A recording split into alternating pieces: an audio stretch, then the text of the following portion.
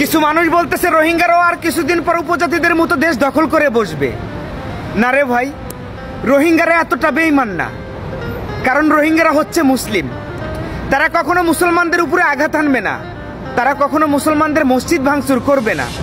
বরং তারা এই দেশে আসার পরে বাংলাদেশের প্রতি সবসময় কৃতজ্ঞতা প্রকাশ করে। তারা এই দেশে এসে খাদ্য পেয়েছে, বস্তু পেয়েছে, থাকার জন্য জায়গা পেয়েছে এবং সভ্যতা শিখেছে। একজন রোহিঙ্গা কথা কখনো বলতে পারে না, একজন রোহিঙ্গা বিপদের সম্মুখীন হতে দিতে পারে না, কখনো বাংলাদেশের মানুষের উপর আঘাত দিতে পারে না। আসসালামু আলাইকুম, আমার নাম হচ্ছে মোহাম্মদ সাদ আজিজ। আমি রোহিঙ্গার জন্ম একজন, আমার মা বাবা হচ্ছে রোহিঙ্গা। একজন সত্যিকার রোহিঙ্গা যদি কুরআনের বনি ইসলাম হয়ে থাকে তাহলে আমাদের ভালোবাসার বাংলাদেশের মানুষকে কখনো আঘাত দিতে পারে না। আমরা রোহিঙ্গা অশিক্ষিত হতে পারি, আমাদের কাছে পড়ালেখা কম থাকতে পারে, কিন্তু আমরা ইসলামকে প্রাধান্য করাটা শিখছি। আমাদের কাছে জানা আছে একটা ইসলাম কান্ট্রিকে কতটুকু ভালোবাসতে হবে। আমার একটা জিনিস বারবার বলতে খুব ভালো লাগে, আমরা রোহিঙ্গা যারা আছি তারা কখনো বাংলাদেশের ঋণ কখনো পরিশোধ করতে পারবো না। বাংলাদেশের জন্য যদি প্রথমবারের মতো যদি সে জাহাজ করতে নামতে হয় তাহলে আমরা রোহিঙ্গাই দিব যান বাংলাদেশের জন্য।